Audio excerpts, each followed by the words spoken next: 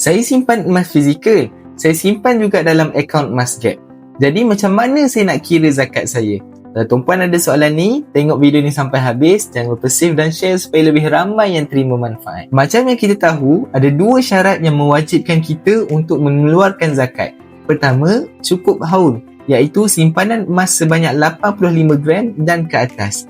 Kedua, cukup nisab, di mana emas tu kita simpan dalam tempoh masa 1 tahun. Jadi, persoalannya, adakah kita perlu kira simpanan dalam akaun Emasgap? Jawapan dia, ya tuan-puan. Sebab simpanan dalam akaun Emasgap macam ni, dia bersandarkan emas fizikal dan dia 100% bawah kawalan kita. Jadi, kalau kata tuan-puan nak buat kiraan untuk keluarkan zakat, tuan-puan perlu tambah semua simpanan emas fizikal termasuk simpanan dalam akaun Emasgap, kemudian keluarkan zakat sebanyak 2.5%. Belajar sesuatu hari ni? Jom simpan emas dengan ilmu.